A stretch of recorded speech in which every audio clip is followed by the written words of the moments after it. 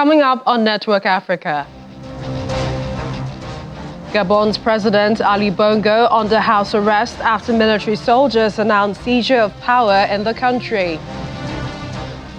United Nations Refugee Agency sounds alarm about the crisis of uncertainty developing in Niger following last month's military takeover.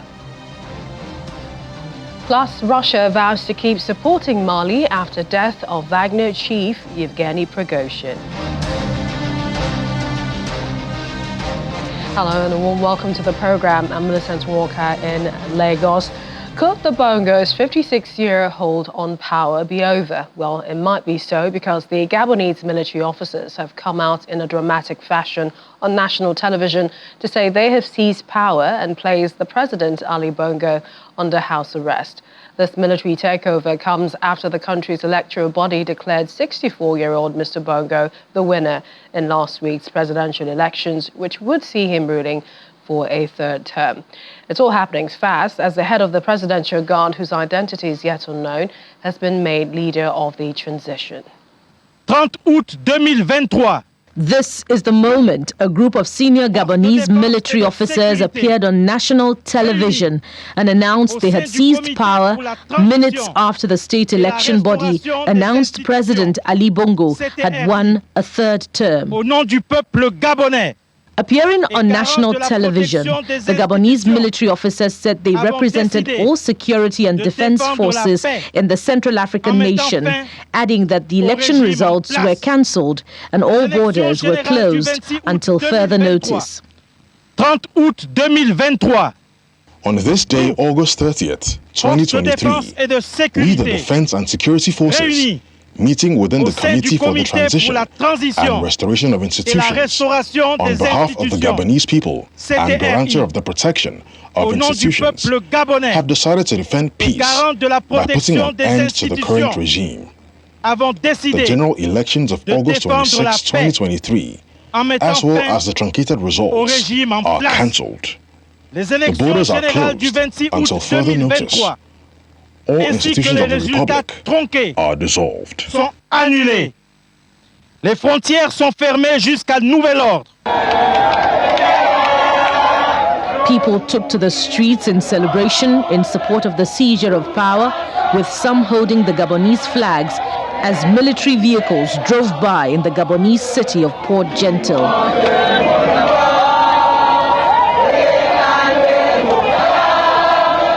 Meanwhile, the European Union Foreign Policy Chief Joseph Borrell says defense ministers are to discuss the situation in Gabon, adding that a coup, if confirmed, would heap more instability on the region.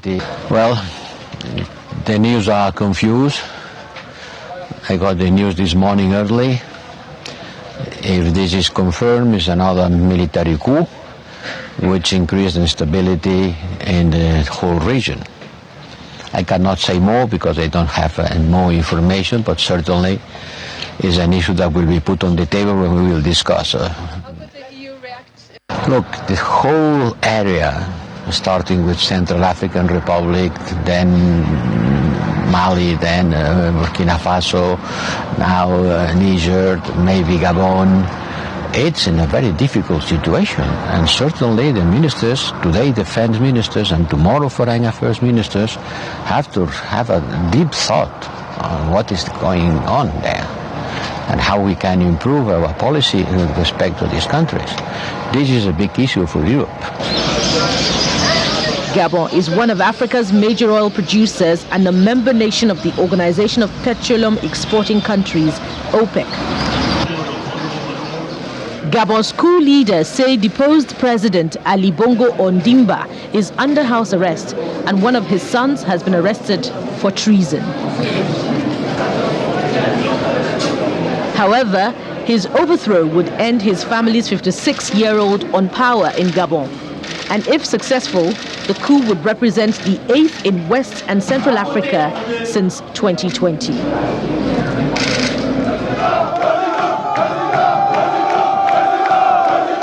Coups in Mali, Guinea, Burkina Faso, Chad and Niger have undermined democratic progress in recent years.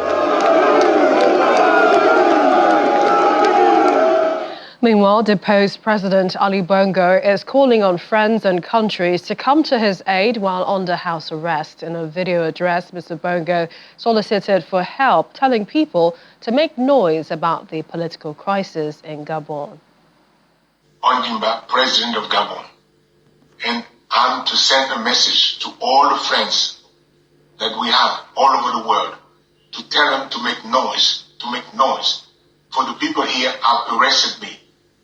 And my family, my son is somewhere, my wife is in another place, and I'm at the residence.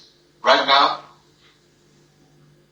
I'm at the residence, and nothing happening. Nothing is happening. I don't know what's going on. So I'm calling you to make noise, really. I'm thanking you. Thank you. Well, staying with the situation in Gabon, Chairman of ECOWAS and Nigeria's President Bola Tinubu has expressed deep concern over the political situation there and the socio-political stability in the country. Special advisor on media and publicity to the president, Adjurin Gilani, while speaking to journalists, also expressed the president's belief that the rule of law and a faithful recourse to constitutional resolution of electoral disputes must not be allowed to perish in Africa. It's more reactions from world leaders to the news of the military takeover in Gabon, with Russia expressing concern. Russia, which has been building diplomatic and trade ties with Africa, says it is monitoring the situation closely. China, on its part, is asking for all sides in Gabon to guarantee President Ali Bongo's safety. Former colonial power France is condemning the coup and wants the election results in Gabon to be respected. On Monday, President Emmanuel Macron denounced what he called an epidemic of coups in recent years in French-speaking Africa, from Mali and Burkina Faso to Guinea and most recently Niger. Paris maintains a military presence in many of its former colonial territories, including Gabon, where it has 370 soldiers permanently deployed, some in the capital, Libreville. This is the 8th coup in former French colonies in Africa in the past 3 years.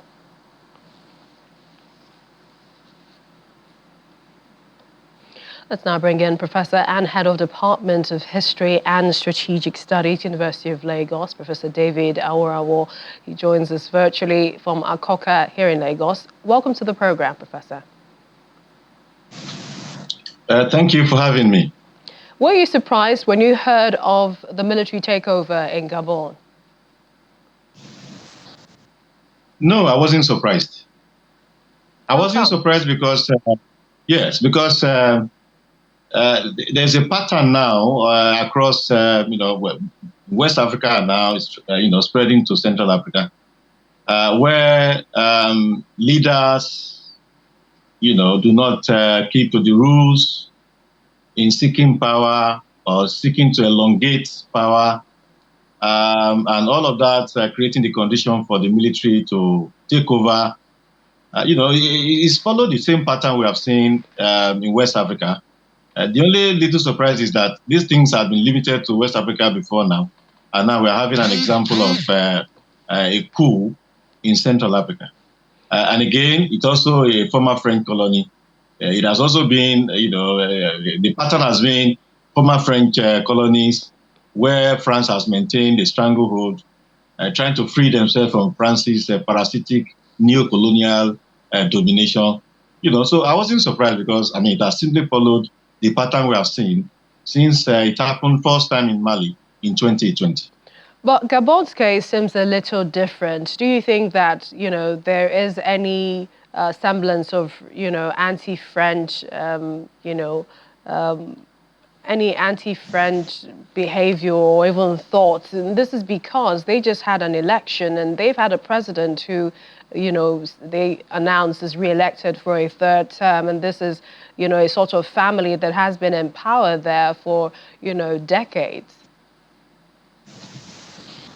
The celebration across Gabon, especially in Libreville, confirms that the people are not happy with the government. Recall that in the election, Ali Bongo refused to allow observers, and there have been widespread reports of allegations of voter fraud across the country. In fact, some reporters there who reported this morning indicated that people were afraid to speak before now, but now that Ali Bongo is out of the way, they're able to speak to what took place in the election. The election is described by many as a sham. The internet was shut down. I know. I'm even surprised that Ali Bongo is calling people to make noise. The people who should have been invited to witness the election to certify it free and fair were not allowed to come. And Ali Bongo is not calling them to come and make some noise so that you will be free. Yes, we have not had anti-French sentiments as expressed in places like Mali, Burkina Faso, and Niger. But, dissatisfaction with the government of the day, perception that the government has been corrupt, and that the government is trying to, perpetuate itself in power illegally. These are the fundamental things that we have seen in all of these other places where coups have taken place. And the same thing too we have seen in the example of Gabon. So with this, perhaps not looking like a sort of anti-French sentiment leading to this, more perhaps what they view as their sort of law or constitution where, they initially passed a law in April, and that was a new electoral system adopted that will see the standardization of all political terms of office to 5 years, also the abolition of second round in presidential elections, and no term limits in Gabon. One wonders at that time that this was passed, which suggests if, Bongo keeps winning elections, you continue to remain in power, why wasn't there any coup or, any protest? These leaders have a way of suppressing dissent. They have a way of, ruling out, calling the military to come and quell any dissenting voice. They also have a way of arresting people who speak against them. So what we have had is a case where people are afraid to speak. People are only speaking out now because Ali Bongo is out of the way. And of course, from the reports, we see that his father, Omar Bongo, came to power in 1967, died in 2009. Now, it seems that Ali Bongo wants to continue also in perpetuity like the father did. 56 years from one family and counting. And of course, place side by side with the condition of the average Gabonese. The country is rich in oil, only 2.3 million people, yet the people are poor. Very, very poor. And you cannot see the impact of their natural resources on them. Corruption is rife and all. So when the amendments were being done to enable Ali Bongo to remain in power for as long as, the reason why there were no widespread protests was simply because of fear of being arrested, fear of being dealt with by the security forces. It is not that the people were satisfied with what happened. And of course, the jubilation and the comments of the people overnight when the coup was announced is a reflection of the people's disenchantment with the government of Ali Bongo. We're still watching things unfold in that country and all of the reactions coming in from world leaders. But going back to your first comments when I asked you if you saw this coming, it also means that you perhaps can tell us where the next coup will be taking place in Africa. The studies have been conducted on, some of these things where governments fail to meet the needs of the people, the basic needs of the people. When governments try to perpetuate themselves in power illegally, when governments do not care about the people, when there is prebendalism and neo-patrimonialism, which are the most prominent features of governments in Africa, a coup will likely happen, depending on the behavior of the military in those countries. Let me just add, though, that the military itself has not proved to be, over the years, to be better than the civilians. In the 60s and 70s, Africa had, military governments all over the place.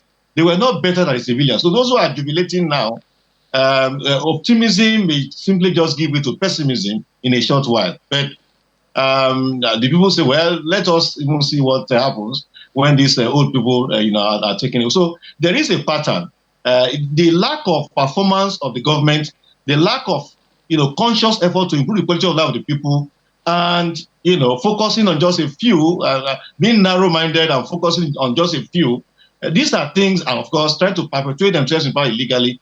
These are the features that, if you see them manifesting in the country, a coup is likely. But we pray and hope that the trend will be reversed moving forward. All right. With that said, you didn't answer the question specifically as to where next, but we'd like to thank you, Professor, for your time on the show. Thank you for having me. Still to come, bring you details of the 2023 African Critical Minerals Summit, which held in Johannesburg, South Africa. Please stay with us.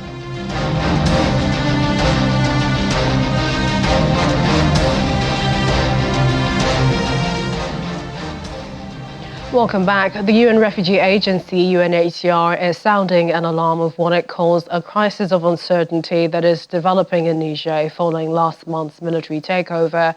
The UNHCR representative in Niger warned that the ongoing political situation could develop humanitarian consequences, with aid and protection services unable to reach scores of vulnerable displaced people.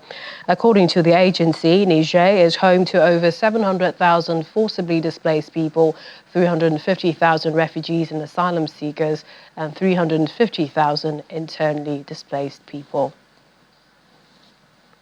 Political crisis. It's not a humanitarian crisis per se. It could develop into or have humanitarian consequences. It is already starting to have some. And until such a time there is a solution, this crisis will continue to create uncertainties. We're concerned by attacks by non-state armed groups, which existed, of course, before the 26th July coup. Whether or not they've increased, it's too early to say that. There has been some important attacks in the course. I mean, post 26th July,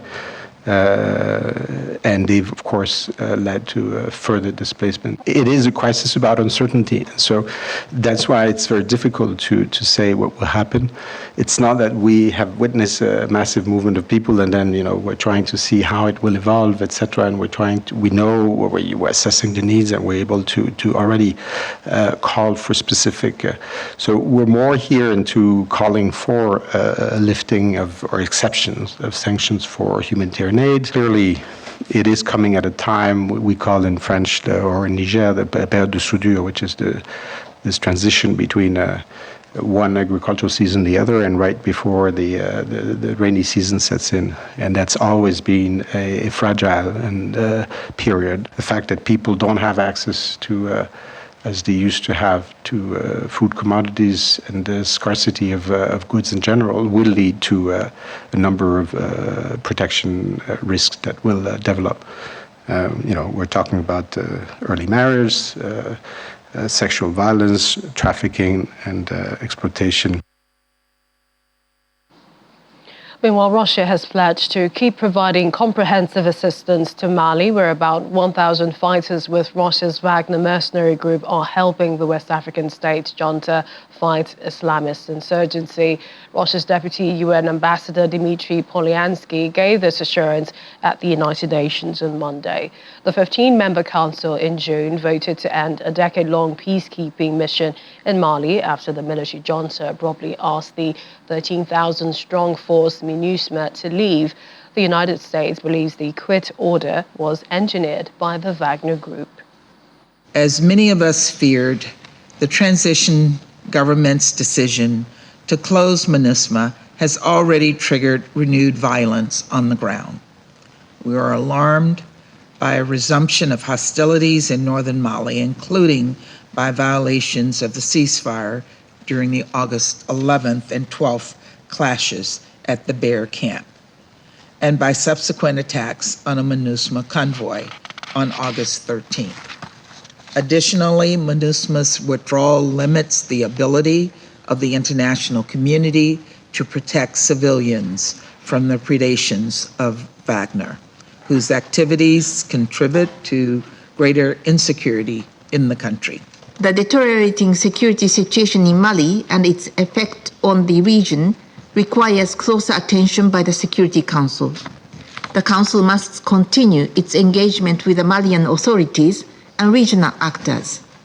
Safeguarding and promoting the implementation of the 2015 peace agreement, as well as ensuring a return to constitutional order by March 2024, are crucial. President, we strongly urge the transitional authorities to engage with the UN's proposals for ongoing support for the benefit of the Malian people.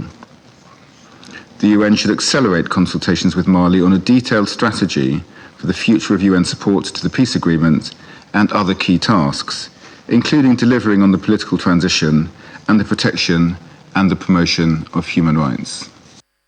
We head to Southern Africa, where former Deputy President of the Republic of South Africa, Phumzile Mlambo-Ngcuka, says Africa should not accept to be exploited. She added that the continent has the potential to become a major economic role player in the global economy. She was speaking at the Africa Critical Minerals Summit in Johannesburg, a summit that brings together key stakeholders to foster collaboration and promote sustainable mining practices. Our correspondent Innocent Simosa reports. Africa holds 30% of the world's mineral resources. However, respective mineral resources departments face challenges such as illegal mining, environmental concerns, labor disputes, and economic fluctuations affecting commodity prices. These issues are impacting the sustainable management and development of the continent's mineral resources. Welcome to Africa's Critical Minerals Summit. The discussions here is centered around embracing Africa's wealth and defining the path for critical and strategic minerals for the continent. South Africa's Minister of Minerals, Gwede Mantashe, advocates for the unity of the African continent. We further submit that Africa must unite and collectively develop and uphold its industrialization strategy, rooted in the utilization of mineral resources endowment to transform African economies. Former Deputy President of the Republic of South Africa, Phumzile Mlambo-Ngcuka, says Africa should not accept to be exploited. In this new narrative, there is no place, or should I say, we should not accept to be exploited. We should not accept any corruption, our own and any other corruption. 48.1% of critical minerals that the world cannot do without are in Congo. Meanwhile, Namibia just discovered oil. The Deputy Minister of Mining of Namibia, Cornelia Shilunga, says there's a need for collaboration and coordination within the SADC region. In the region, we really need to collaborate. Before we collaborate with any other developed countries, for example, let us collaborate within Africa. What we cannot find in Africa, we can then look for it outside Africa. The long-standing issue has been the illegal mining, locally known as the Zamazamas. Is there a commitment from the South African government to resolve this challenge, and what will it take to allow a small-scale mining sector? Currently, our government, through the Department of Mineral Resources and Energy, are actually committed to working through a process where you can have a differentiation between what we call illegal miners as well as the artisanal mining. Some participants say the summit should be more than just a congregation of minds, but should yield desirable results, especially for women in the mining sector. I'm hoping out of this conference we talk about change, practical change, and not just conversation, but conversation that would lead us to adopting and enforcing policies that would allow us as local African companies to own, the production, to own the exploration, to own the processing, to own the land. The first day of the summit was rounded off by the Botswana cultural dance. From Johannesburg, South Africa, Innocent Simosa, Channels Television News. And that's our show at this time. Many thanks for watching. I'm Millicent Walker. Bye for now.